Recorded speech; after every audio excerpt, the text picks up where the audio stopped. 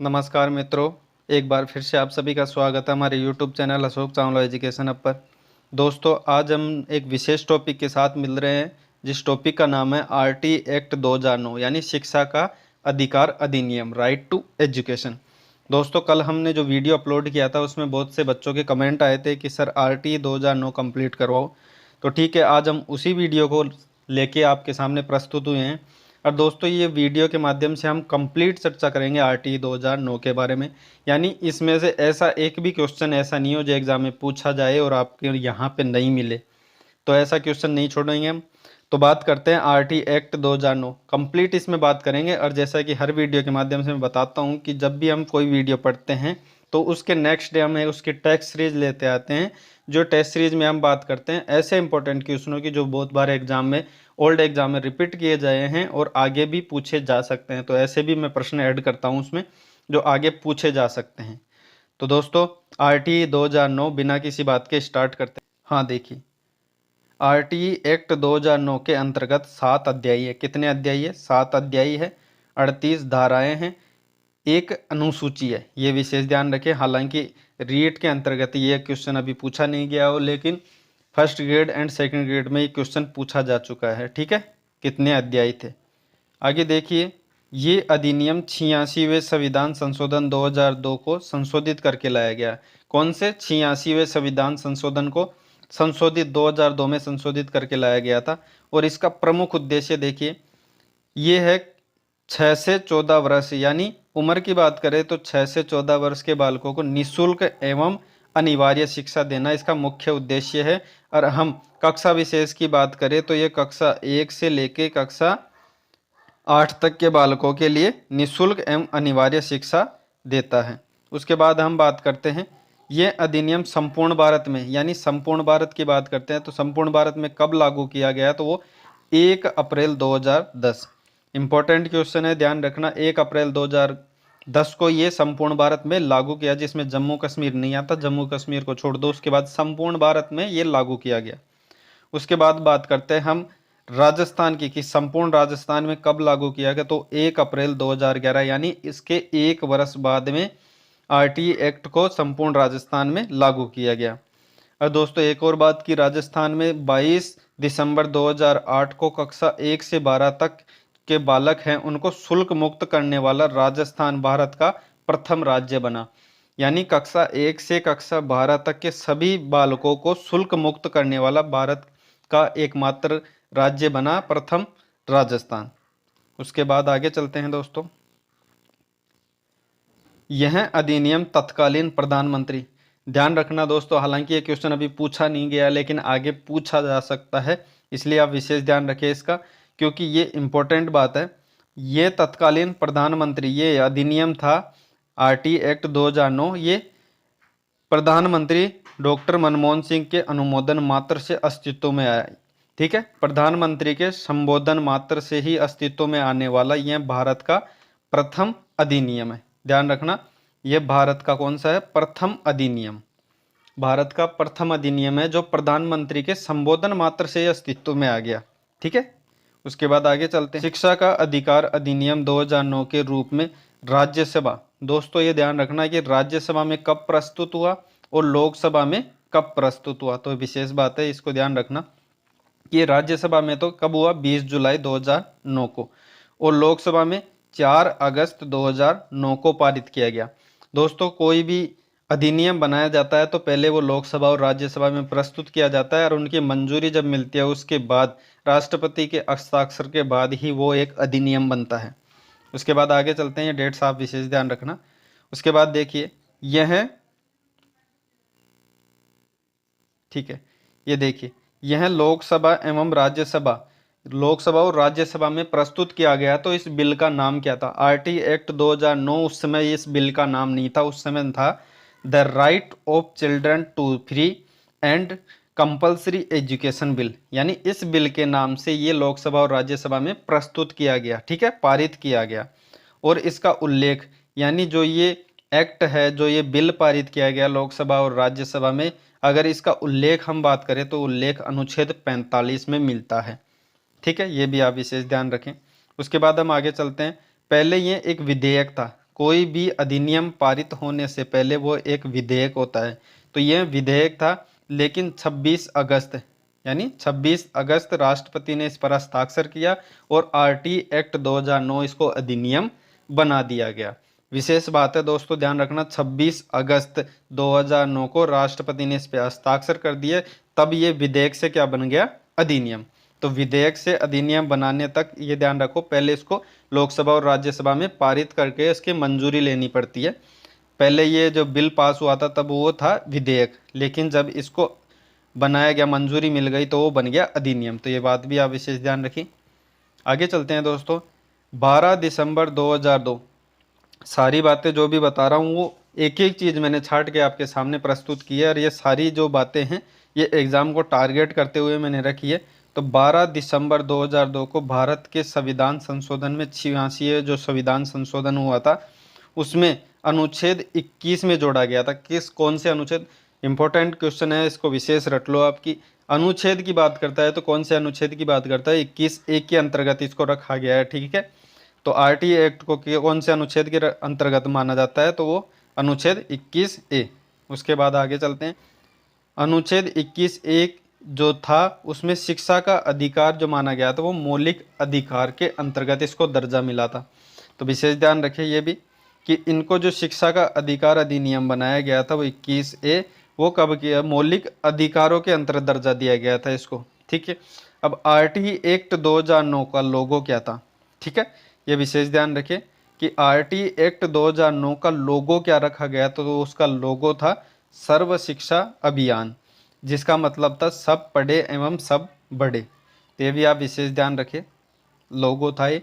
उसके बाद देखिए, भारत शिक्षा का अधिकार लागू करने वाला 135वां देश था, ठीक है। ये भारत जो शिक्षा का अधिकार, ठीक है, शिक्षा का अधिकार इनसे पहले 134 देशों ने भी लागू किया था, लेकिन भारत में लागू करने वाला वो भारत कौन सा देश बना, 135वां। अगर इसमें बात करें पहला देश कौन सा था जिसने शिक्षा का अधिकार अधिनियम लागू किया, तो वो शिक्षा का अधिकार अगर हम बात करें तो वो प्रथम देश है प्रशा, ठीक है। ये प्रथम देश था जिन्होंने शिक्षा का अधिकार लागू किया। उसके बाद आगे चलते हैं दोस्तों। हाँ, भारत के शैक्षिक इतिहास में प्राथमिक शिक्षा का मौलिक अधिकार संबंधित बिल, यानी अगर हम बात करें कि इतिहास के अंदर हम शैक्षिक रूप से देखें तो प्राथमिक शिक्षा यानी जो एक से अपन बात करते हैं 8 के बच्चों के लिए, यानी 6 से 14 वर्ष के बालकों के लिए, तो उनके संबंधित बिल पास किसने करवाया था, तो वो थे गोपाल कृष्ण गोखले। तो गोपाल कृष्ण गोखले ने इतिहास में शैक्षिक दृष्टि से प्राथमिक शिक्षा का मौलिक अधिकार संबंधित बिल पास किया था, यानी बिल प्रस्तुत किया था। अब मिलते हैं हम दोस्तों विशेषताओं के अंतर्गत। दोस्तों विशेषताएं बहुत इंपॉर्टेंट है, चाहे हम आरटी एक्ट की 2009 की बात करें या फिर एनसीएफ 2005 की बात करें, तो इनमें क्या है कि मुख्य रूप से विशेषताओं पे क्वेश्चन बनते हैं, ठीक है। तो विशेषता बहुत इंपॉर्टेंट है और इन्हीं विशेषताओं ने मैं सारे क्वेश्चन में डाले हैं जो एग्जाम को टारगेट करते हैं, तो विशेष इसको ध्यान रख के पढ़े। तो देखिए दोस्तों, पहली विशेषता, सामान्य बालक के लिए आयु वर्ग सीमा, तो 6 से 14 वर्ष इसका मुख्य उद्देश्य माना गया है, वो 6 से 14 वर्ष के बालकों के लिए माना गया है, जिसमें बालक आते हैं सामान्य। अगर हम बात करें इसमें विकलांग बालकों की, तो विकलांग बालकों के लिए थोड़ा अलग प्रावधान है, इसमें 6 से 18 वर्ष तक सुनिश्चित की गई है, यानी इनको थोड़ी रिलीफ है। उसके बाद देखिए, प्रारंभिक शिक्षा जिसे हम कहते हैं वो मैंने अभी बताई थी, 1 से कक्षा 8 तक मानी जाती है, ठीक है, कक्षा 1 से कक्षा 8। और अगर उम्र की बात करें तो कक्षा वो 6 वर्ष से 14 वर्ष तक। उसके बाद देखिए, हाँ देखिए, इसके क्रियान्वयन पर जो खर्च यानी जो राशि खर्च होती है ना, किस पे, आरटी एक्ट 2009 के अंतर्गत जो विद्यालय आते हैं उन पे जो राशि खर्च होती है ना, उसमें 65% तो खर्च कौन करता है, केंद्र सरकार, ठीक है। और बाकी 35% की हम बात करें तो वो कौन करता है, राज्य सरकार। वैसे ही कुछ विशेष प्रावधान के रूप में जो भारत के उत्तर पूर्वी जो राज्य हैं, उत्तर पूर्वी जो राज्य हैं उनमें जो खर्च होता है वो किस प्रकार करते हैं, जो केंद्र सरकार करती है वो तो 90% और बाकी राज्य सरकारें करती है ओनली 10%। तो ये भी बात विशेष है, थोड़ा ध्यान रखना क्योंकि इसमें थोड़ा अलग बात बताई गई है। अब देखिए, जो विद्यालय हैं उसके अंतर्गत एक समिति बनाई जाती है जिसे विद्यालय प्रबंधन समिति कहते हैं। इसमें कितने सदस्य होते हैं? इसमें 15 सदस्य होते हैं, जिसमें एक अध्यक्ष होता है, एक सचिव होता है, एक कोषाध्यक्ष होता है, 12 अन्य सदस्य होते हैं। SMC, जिसे विद्यालय प्रबंधन समिति के नाम से जाना जाता है, जिसमें 15 सदस्य होते हैं, जिसमें एक अध्यक्ष, एक सचिव, एक कोषाध्यक्ष और 12 अन्य सदस्य होते हैं। चलो दोस्तों आगे बात करते हैं। और दोस्तों ये भी आप विशेष ध्यान रखें, जो इसमें 15 सदस्य होते हैं उसमें 50% पद महिलाओं के लिए आरक्षित होते हैं। ये भी आप विशेष ध्यान रखें कि आधे तो इसमें पुरुष होते हैं और आधे महिलाएं होती है, यानी कुल मिला के 50-50% का आरक्षण कोटा दोनों के पास होता है। चलो दोस्तों आगे चलते हैं। प्रारंभिक शिक्षा में शिक्षा का माध्यम, ध्यान रखना प्रारंभिक, अगर हम प्रारंभिक यानी 1 से 5 की बात करते हैं, ठीक है, कब की? कक्षा 1 से कक्षा 5 तक की बात करते हैं तो वो प्राथमिक शिक्षा मानी जाती है। उसमें स्थानीय भाषा को विशेष महत्व दिया जाता है कि बच्चे को जो भी हम सिखाते हैं वो स्थानीय भाषा के माध्यम से सिखाए, ठीक है। उसके बाद करते हैं हम उच्च प्राथमिक की, यानी कक्षा 6 से 8 तक की। अगर 6 से 8 तक की हम बात करते हैं तो उसमें स्थानीय भाषा प्लस राज्य भाषा, ठीक है, यानी जो भी उसके राज्य की भाषा है उसको साथ में लेके, स्थानीय भाषा को साथ में लेके बच्चे को ज्ञान दिया जाए।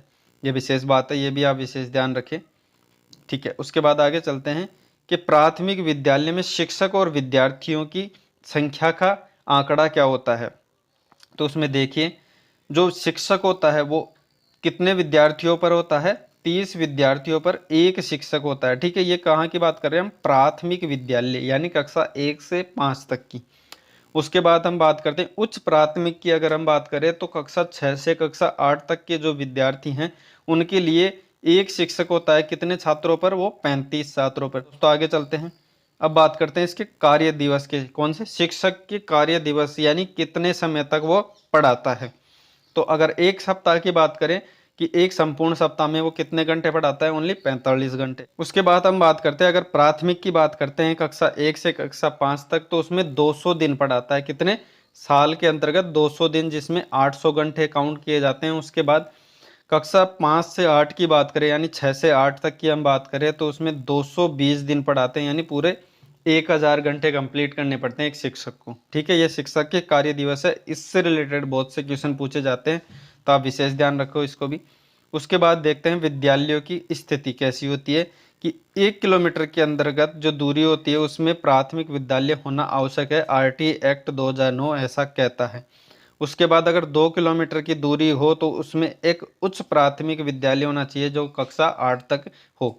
उसके बाद हम बात करें 3 किलोमीटर के अंतर्गत की अगर दूरी हो तो उसमें एक माध्यमिक विद्यालय होना आवश्यक है। RT एक्ट 2009 ऐसा कहता है। उसके बाद हम बात करें कि RT एक्ट 2009 के अनुसार जो गरीब बच्चे हैं उनके लिए विद्यालयों के अंतर्गत 25% सीट आरक्षित रहती है। आगे चलते हैं दोस्तों कि मूल कर्तव्य पहले कितने थे? 10। मूल कर्तव्य पहले कितने थे? 10, लेकिन अब वो 11 हो गए। वो इस प्रकार हुए कि 6 से जो 14 वर्ष के RT एक्ट 2009 के अंतर्गत जो बालक थे उनके माता पिता के द्वारा निःशुल्क एवं अनिवार्य शिक्षा का अधिकार दिलाने का कर्तव्य रखा गया, ठीक है। ये शिक्षा निःशुल्क होने के साथ साथ अनिवार्य भी है, तो अनिवार्य वो माता पिता, अनिवार्यता रहेगी कि माता पिता बच्चे को इस बात के लिए कहे कि आप विद्यालय जाएं, तो इसलिए वो एक उनका कर्तव्य रहेगा। तो कर्तव्य अब 11 हैं, ठीक है। और हम बात करते हैं, देखिए ये नियम है, जो ये नियम लगाया गया वो कक्षा 1 से 8 यानी 6 से 14 वर्ष तक की सभी सरकारी एवं गैर सरकारी पर लागू होता है। ऐसा नहीं कि ये गवर्नमेंट स्कूलों में ही होगा, कि प्राइवेट स्कूलों में भी ये लागू होता है कि बच्चे हैं वो 6 से 14 वर्ष के जो बच्चे हैं वो विद्यालयों में निःशुल्क पढ़े और अनिवार्य रूप से पढ़े। तो ये आप विशेष ध्यान रखें, ये सरकारी पे डिपेंड नहीं है, गैर सरकारियों पर भी लागू होता है। उसके बाद हम बात करते हैं कि विद्यार्थियों को किसी भी दस्तावेज की कमी के कारण विद्यालय में प्रवेश से रोका नहीं जाएगा। विशेष ध्यान रखें कि अगर बच्चे के डॉक्यूमेंट्स कम भी है, अगर कंप्लीट डॉक्यूमेंट्स बच्चों के होते भी नहीं है तो भी उनको प्रवेश से रोका नहीं जा सकता, तथा विकलांग बच्चों को नियमित विद्यालयों में पढ़ाया जाएगा। कि ऐसा नहीं है कि बच्चे विकलांग है तो उनके लिए विशेष विद्यालय का प्रावधान है, ऐसा नहीं है, बच्चे सामान्य बच्चों के साथ ही, ठीक है, विकलांग सामान्य बच्चों के साथ ही पढ़ेंगे। उसके बाद देखिए, विद्यार्थी को कक्षा 1 से कक्षा 8 तक की कक्षा में फेल नहीं किया जा सकता। तो यह भी विशेष ध्यान रखें कि विद्यार्थियों को कक्षा 1 से कक्षा 8 तक की कक्षा में फेल करना अनिवार्य नहीं है, यानी बच्चों को फेल नहीं किया जा सकता कक्षा 1 से 8 तक। उसके बाद देखिए, प्रारंभिक शिक्षा के अंतर्गत विद्यालय को निष्कासित नहीं किया जा सकता। अगर बच्चे से कोई गलती हो जाती है, उसके डॉक्यूमेंट्स में कुछ कमी है या और कोई कारणवश कुछ हो जाए, तो यानी बच्चे को वहाँ इस विद्यालय से निष्कासित यानी बाहर नहीं निकाला जा सकता। ऐसा भी आरटी एक्ट 2009 के अंतर्गत नियम बनाया गया है। उसके बाद देखिए, अगर लड़का और लड़की होते हैं, दोनों के लिए अलग अलग शौचालय हो, ऐसा भी प्रावधान है। आरटी 2009 ऐसा भी कहता है कि लड़के और लड़की के लिए, दोनों के लिए अलग अलग शौचालय हो, ठीक है। उसके बाद है, मानसिक एवं शारीरिक जो दंड दिया जाता है वो एक अपराध के रूप में माना जाएगा।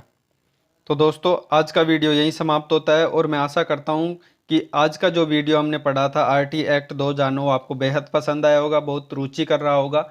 और दोस्तों, ये जो सारे क्वेश्चन जो मैंने इसमें रखे हैं, सारी डिटेल्स जो मैंने इसमें रखी है, वो सारी एग्जाम को टारगेट करते हुए रखी है। ऐसी कोई लगभग मैंने इसमें बात छोड़ी नहीं है। जो भी इंपॉर्टेंट क्वेश्चन एग्जाम में पूछे जाते हैं, वो सारे तथ्य मैंने इसमें डालने की कोशिश की है। तो दोस्तों, अगर वीडियो हमारा पसंद आया हो तो वीडियो को लाइक करना और एक अच्छा सा कमेंट भी छोड़ दिया करो, ताकि मेरे को मोटिवेट मिले और नए मोटिवेट होकर मैं नए नए वीडियो आपके लिए लाता रहूं और आपको नई नई विषय वस्तु मिलती रहे। तो दोस्तों, मिलते हैं नेक्स्ट डे इसकी टेस्ट सीरीज इंपॉर्टेंट क्वेश्चनों के साथ।